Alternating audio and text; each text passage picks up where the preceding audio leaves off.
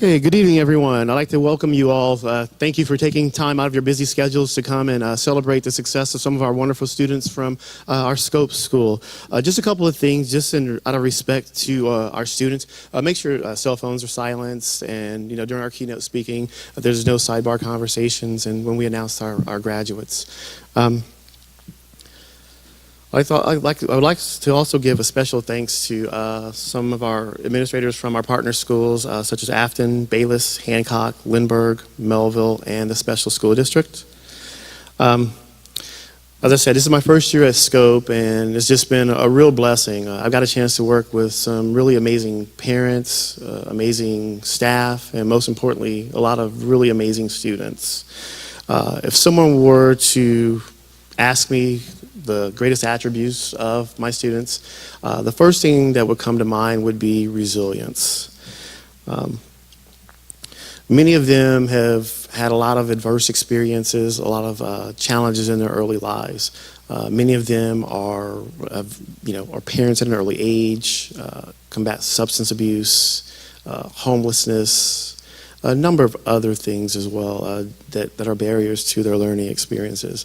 But a testament to the character and their abilities, they've been able to overcome that and to be extremely successful. And I couldn't be more happy or proud of them at this moment. The beauty of Scope is that everyone has their own individual path. Our learning styles, our teaching styles is very individualized so that our students can be successful. Speaking of moving on to success and being pushed, I'm going to go ahead and turn it over to our keynote speaker, Mrs. Barnes.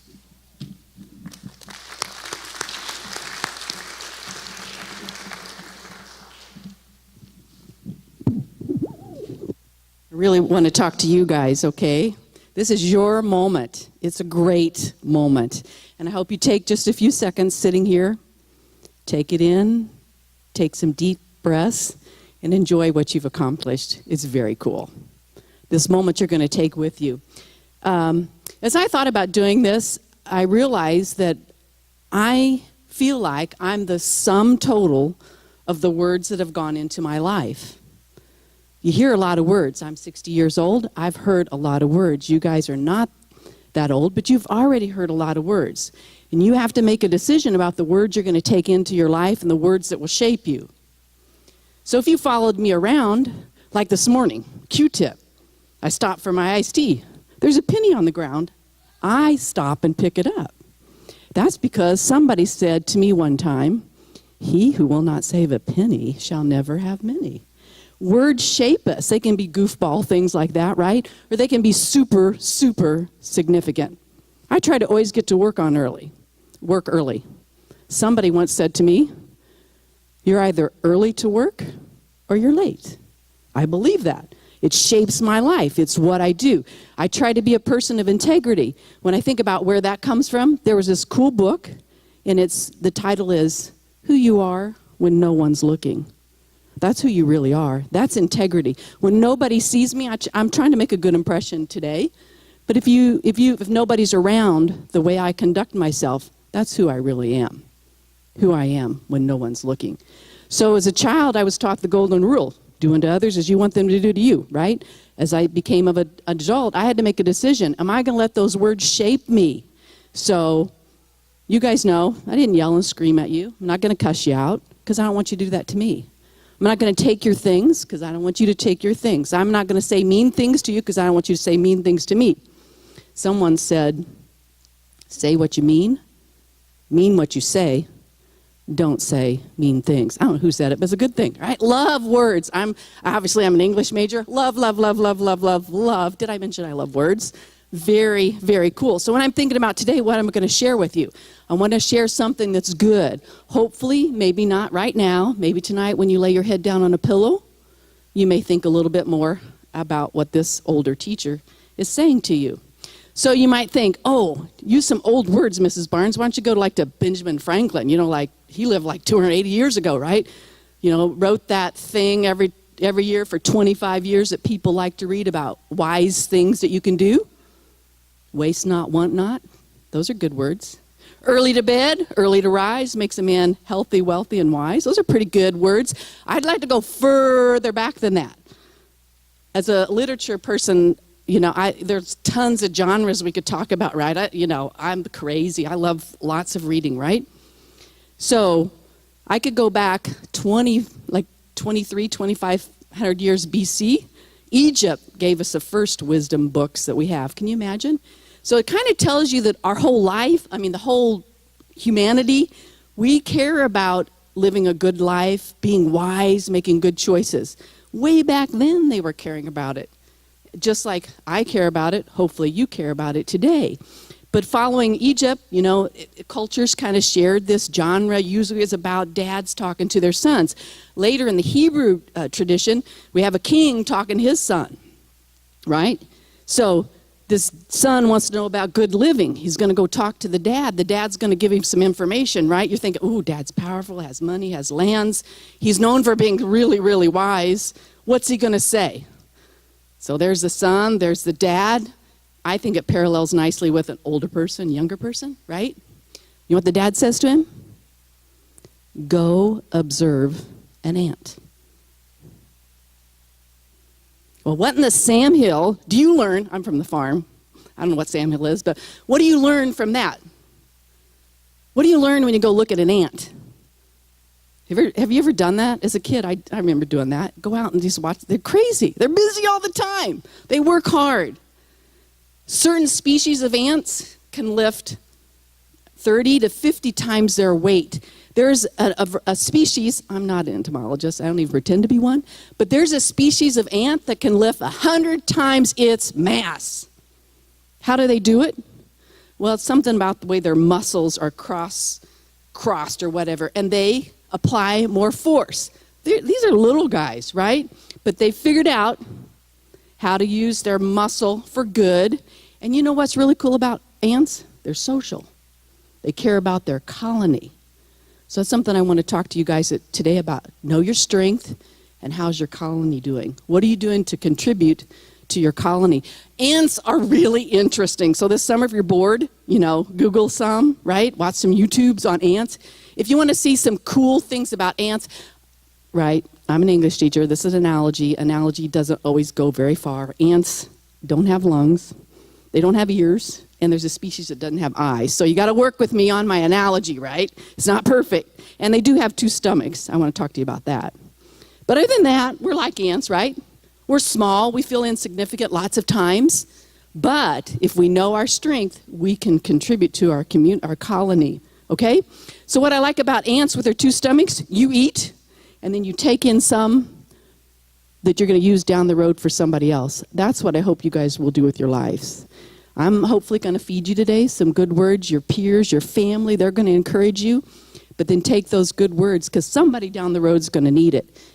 And students said a couple kind things about me. I'm sort of sticking that in my second stomach because the day's coming, I'm sure, when I'm going to need that encouragement so that I can help somebody else.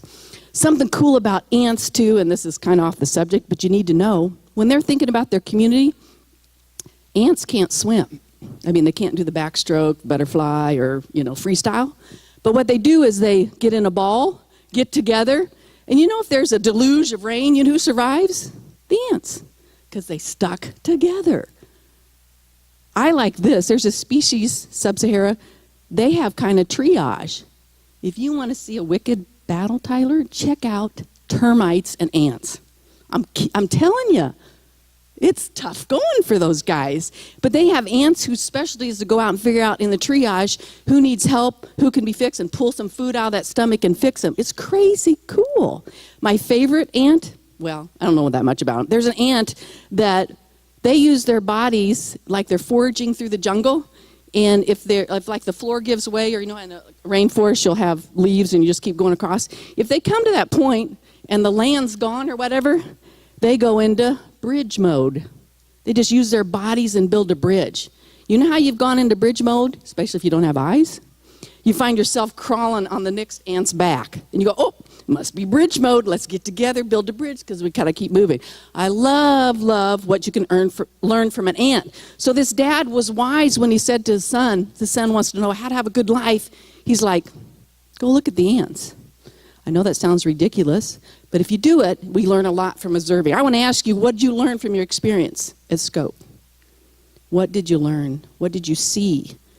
Use that to help somebody else. Be a really good aunt. And you'd say to me, Mrs. Barnes, that's easy for you to say. Okay?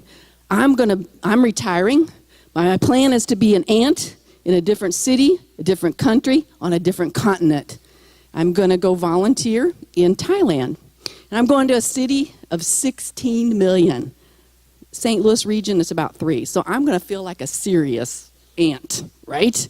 But I'm going to take my strength. I've heard there are children there in the slums who need English. With English, I can help change their lives. So I'm going to take my little aunt self and go there, and I'm going to help somebody who's weak. Okay? So be a really, really good aunt with your life. Second thing, be thankful. Be thankful.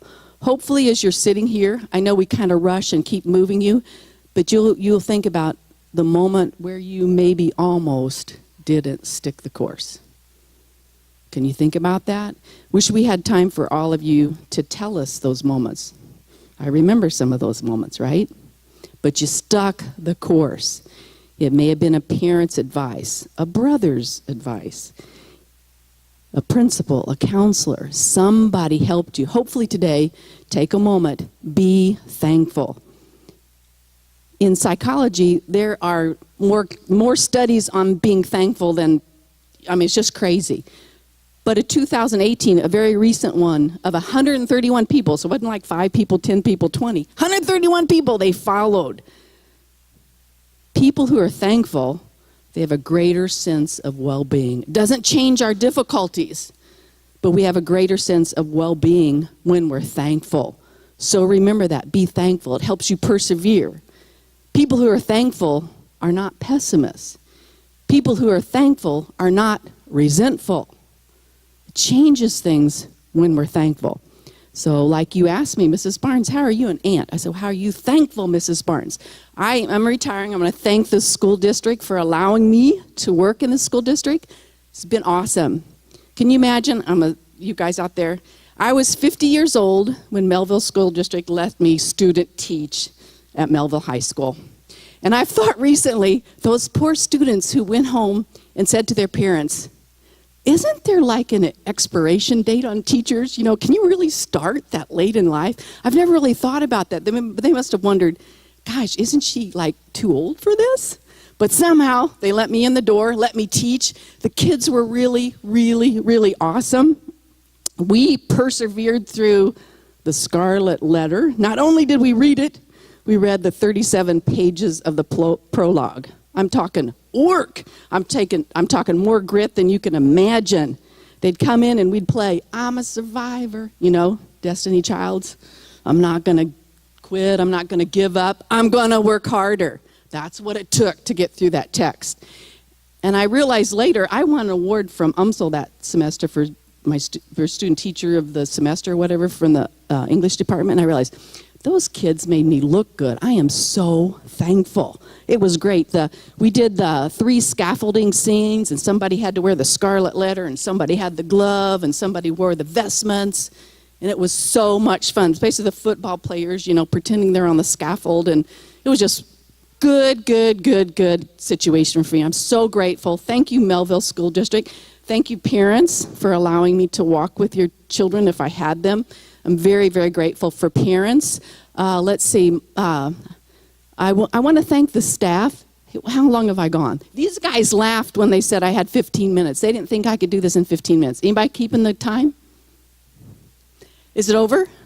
Oh, check I didn't know when I started. Okay, but I have to brag on the staff. I appreciate Asia's mother speaking about the staff, and we really are a team.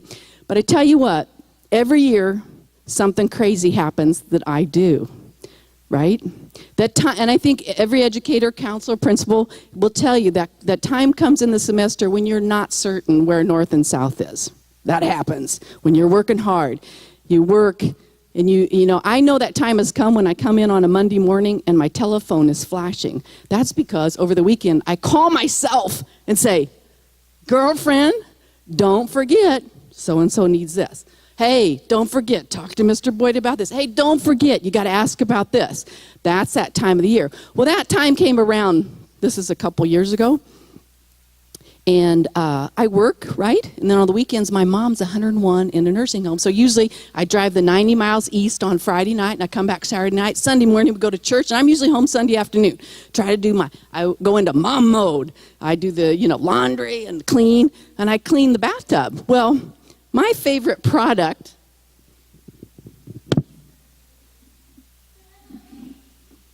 remember this?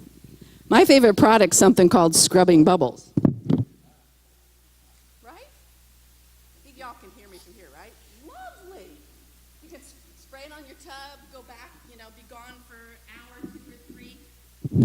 And you come back and you can work it, right? So this is a Sunday night. I've done that. We had a lovely bathroom. It had a pedestal sink. Pretty, right? But not functional. So in that night, I had cleaned the tub, and I, for some reason, forgot and left the scrubbing bubbles on the side of the tub. So the next morning, you're getting up, you're ready to go, you got to work it, right? And that morning, I thought, well, I'm going to pull my hair up. So I pulled my hair up. You know where this is going, right? Pull my hair up, and I have to put my makeup and stuff on the side of the bathtub because the sink's a pedestal. There's no space for things, right? So I'm getting ready. I pull my hair up. You know where I'm going, right? Pull my hair up. Go to grab my hairspray. Yeah, I did. I grabbed the scrubbing bubbles. And I showed you on there what it does. It makes this wonderful pile. Like my hair was kind of up, like not as nice as yours, but a little puffy. And that pile of scrubbing bubbles on the top. Oh my gosh.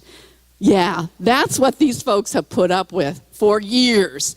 So, being the not so intelligent human being I am, I'm thinking, well, can I pat it? What am I going to do, right? Yeah, you're right. I had to go wash it and the whole thing. So I get to work, and we're discussing my craziness. And I received 2 really good questions. One is, can I smell your hair? Does it smell like scrubbing bubbles? And the second question was, did your hair fall out? And I thought to thinking, oh my gosh, can you imagine if I'd lost all my hair? Anyway, this staff has put up with me for years. I'm very, very grateful. And now for you students, thank you so much. Thanks for putting up with me. Thank you for allowing me these few minutes in your young life. You're really fine. You can do some good things. Be strong. Look for somebody else to help. And I'm going to leave you with a command sentence, right? Command sentences, the subject is understood. You, graduate, be a thankful aunt. Thank you so much. Sawadee ka.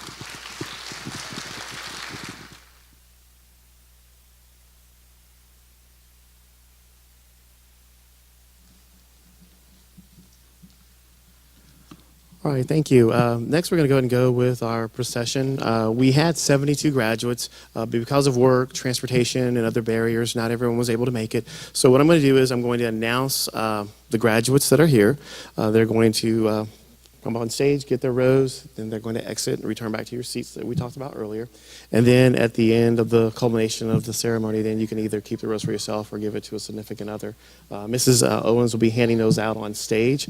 So without further ado, I'm going to announce your names and just proceed up. Then you walk around and down to your area. Okay, our first graduate is Mr. Randy Brimmer.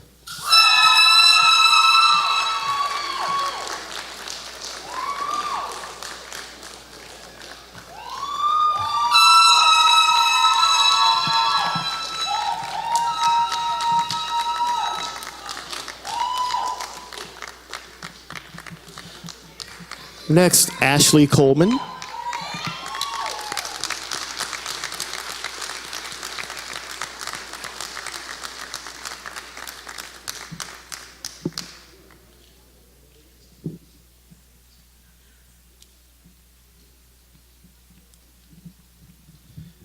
Asia Corson.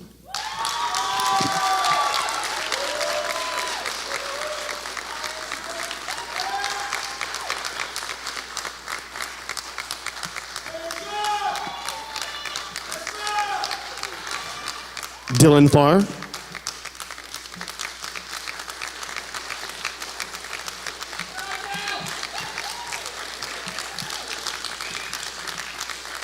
Jake Gonzalez.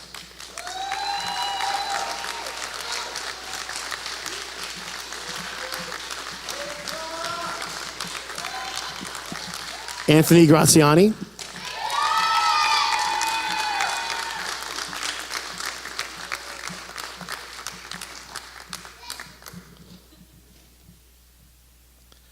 Devin Griffin.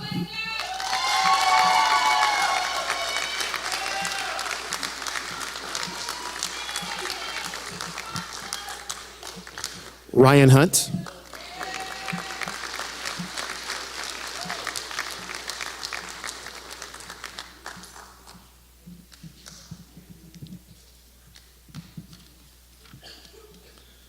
Sabrina McIntyre.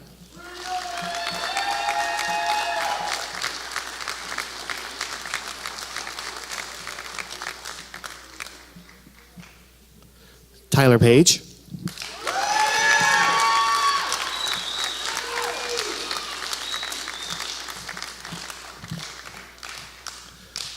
Stephen Parker.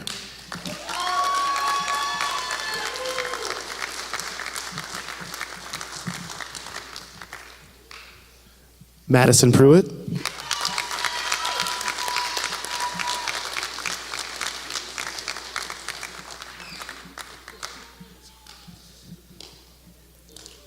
Elijah Scullin.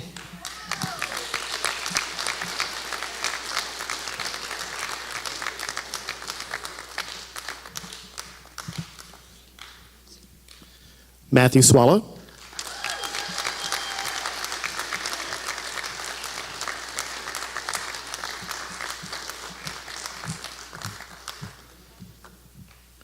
Caleb Ward.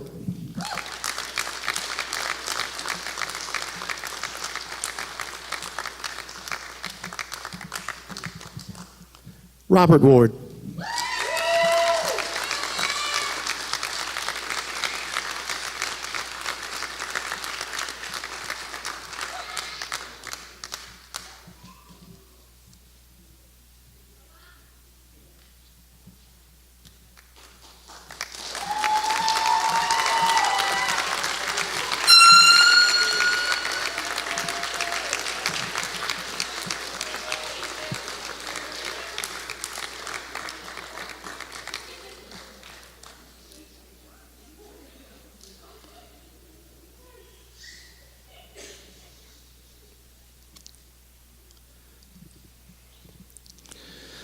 Well done. As we finish, after you turn your tassels around, I'd like for everyone to come up on stage for a group picture, and then a group picture out front, in front of the high school.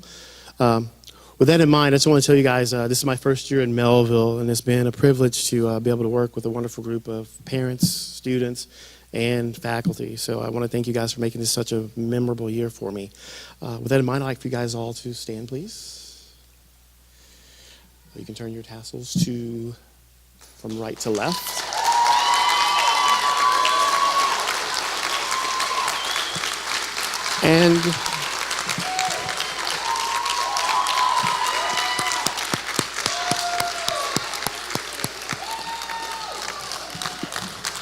And in addition to my students, I would also like to give an acknowledgement to my wonderful staff, and I'd like for them to stand if they're not already standing. I have Mrs. Barnes, Miss Brixey, Mr. Boyd, Mrs. Denson, Mrs. Guyton, Mr. Kress, Mr. McEntee, Mr. Nas, Mrs. Owens, Mr. Tebow, Miss Province, Nurse Bader, and SRO Murray. As people mentioned earlier in the video clips, the thing about our school is it does seem like it's kind of a family atmosphere. It's very much based on teamwork and everyone working together for a common goal.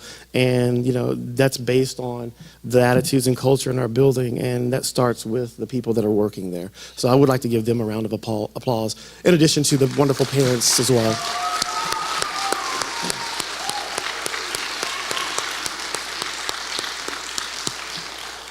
All right. Well, that concludes our ceremony. There are refreshments out in the foyer. You are welcome to. I would like to take photos, and if you want to do your cap toss, you are more than welcome. Thanks for the cue, Maddie. You can lead it. But anyway, thank you all. I hope you have a wonderful evening, and good luck in the future, graduates.